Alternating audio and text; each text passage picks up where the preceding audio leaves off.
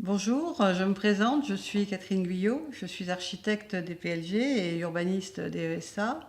Je dirige l'association ARVA depuis un certain nombre d'années et j'ai créé le prix Femmes Architectes en 2013 avec le soutien du ministère de la Culture ainsi que divers supports comme la région Île-de-France, la ville de Paris, le pavillon de l'Arsenal et les sponsors privés.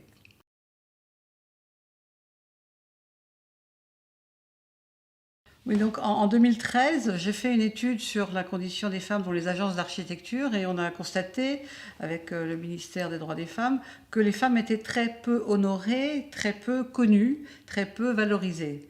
Donc il existe d'autres prix d'architecture, bien entendu, comme le Grand Prix de l'architecture en France qui a honoré pratiquement que des hommes, à hauteur de 93%. On a le Pritzker qui lui a honoré aussi également énormément d'hommes, ce pareil à hauteur de 93 à peu près, il y a très très peu de femmes. La dernière équipe c'était une femme, mais il y a un tel, si vous voulez, un tel recul par rapport à la présentation des femmes que finalement c'est pour ça qu'on a créé ce prix.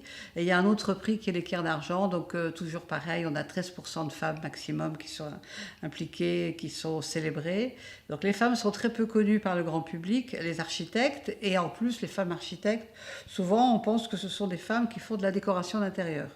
Or non, les femmes font des constructions en béton, en bois, des constructions écologiques et elles font aussi une très belle architecture. Donc ce prix, ce n'est pas un prix pour faire de la sympathie aux femmes, c'est un prix pour mettre en valeur des femmes de qualité et qui ont créé des projets de qualité. Donc ce sont des projets souvent exceptionnels, d'autres fois à petite échelle. La question de l'échelle n'importe peu, on peut primer des petits et des grands projets. Ce que l'on veut, c'est mettre en avant des femmes qui ont créé des projets de qualité. Et on veut aussi faire créer des modèles pour les étudiants, puisque les étudiants et les étudiantes sont beaucoup imbibés de la culture architecturale. On vous parle de Jean Nouvel, de Ricciotti, de grands architectes hommes, et les femmes sont très peu connues. Donc maintenant, il y a des modèles féminins pour lesquels les femmes, vers lesquels les jeunes peuvent s'inspirer. Donc c'est un prix aussi qui essaye de créer une solidarité entre les femmes. Donc c'est un réseau derrière, donc un réseau des femmes architectes avec des conférences, avec des rencontres fréquentes entre femmes et après un tissu de solidarité où les femmes finalement vont essayer de travailler en commun sur des concours, des appels d'offres ou monter des opérations ensemble.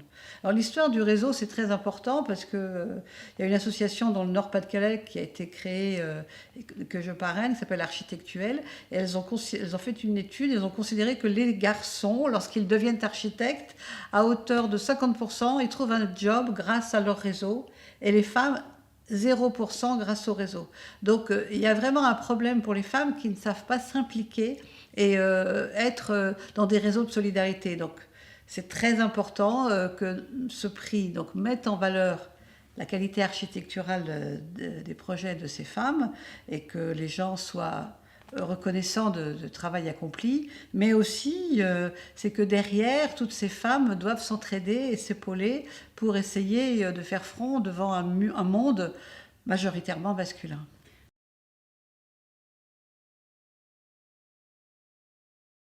Voilà, donc l'histoire du réseau effectivement est très importante parce que il y a très peu de femmes qui sont unies.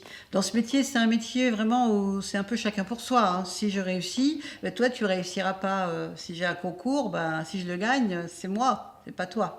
Donc effectivement la sororité. Bon, prenons le Grand Prix de l'architecture. Ce sont des hommes qui vont congratuler et élire un homme dans leur jury. Alors, il y avait deux femmes dans le dernier jury, et elles ont dit, ah ben non, on va pas voter pour la seule femme parce que c'est une femme. Après, on m'a dit, elle était trop jeune, 55 ans, est-ce qu'on est encore trop jeune? Je ne sais pas. Donc, j'en étais arrivée à dire que pour réussir, il faut être un homme âgé, plus de 60 ans et blanc. Et alors là, ça c'est beaucoup plus facile. Donc, pour revenir sur la question de la profession, bien sûr, c'est une profession qui évolue. Hein, donc, il y a quelques années, il y avait 8% de femmes. Maintenant, on est à 30% inscrites à l'ordre.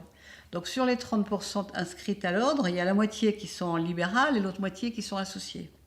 Mais quand on va regarder quels projets font les femmes, les grands projets d'architecture sont généralement attribués à des hommes. Et les grandes agences d'architecture, tous les ans, on recense les plus grandes agences de France, les 400 plus grandes agences de France.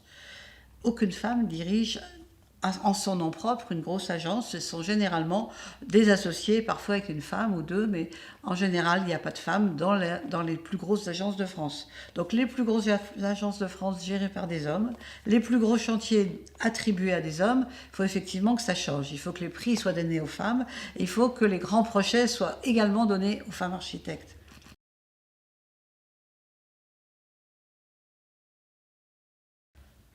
Alors, la discrimination positive, c'est pas un sujet inintéressant parce que, vous voyez, Angela, la présidente Merkel en Allemagne, elle est issue de la discrimination positive. Des tas de femmes qui sont arrivées à un niveau important dans la société, c'est grâce à la discrimination positive. Donc maintenant, le prix, il est accordé aux femmes, mais il est accordé aussi aux femmes qui sont associées qu'un homme, évidemment avec l'accord de l'associé. Donc effectivement, on va vers un monde mixte et une société mixte, mais là, ce que l'on veut faire, c'est montrer des femmes exemplaires qui ont créé des projets de qualité et qui bouleversent un peu l'architecture pour certaines d'entre elles.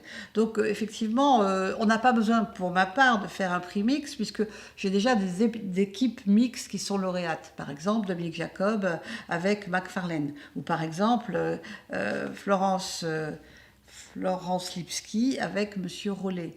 Donc ce sont des équipes mixtes, mais où on met en avant pour une fois la femme.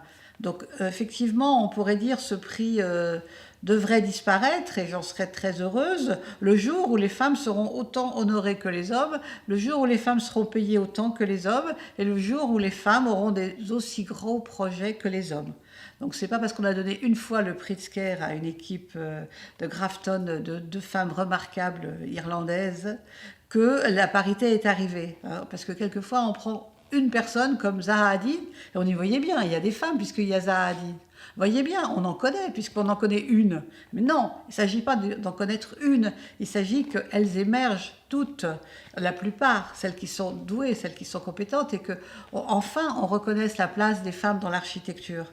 Qu'enfin on dise, mais elles sont aussi importantes que les hommes, et elles travaillent aussi bien, et elles peuvent aussi faire de grands musées. Pourquoi toujours donner les grands musées à Jean Nouvel? Pourquoi toujours donner les gros projets à Ricciotti? Je pense qu'il y a des femmes qui ont la capacité à faire de grands projets.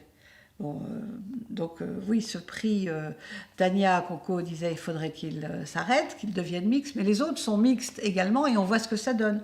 On voit ce que ça donne dans l'histoire, puisque depuis 1973, le Grand Prix de l'architecture a pratiquement jamais été accordé à une femme. C'est quand même étrange. Donc, vous voyez, la mixité, elle existe dans un sens, et comme on voit dans le cinéma, vous avez quand même un prix pour les hommes, un prix pour les femmes. Donc, pourquoi pas un grand prix de l'architecture pour les hommes, un grand prix de l'architecture pour les femmes, et ça serait grand temps qu'on honore les femmes en France.